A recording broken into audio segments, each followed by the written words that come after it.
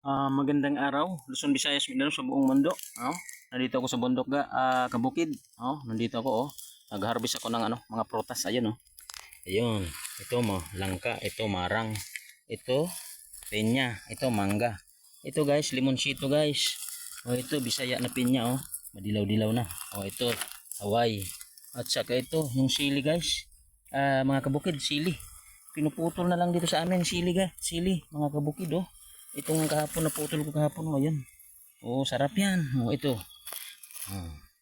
Pag may itinanim ka talaga, mayroon kang aanihin pag may itinanim. So, nakita nyo, magbubukid. Kaso lang, yan lang talaga. Hanggang kain lang yan. Hanggang kain lang. So, magandang araw sa inyong lahat, sa buong mundo.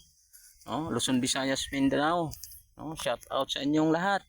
Follow and share.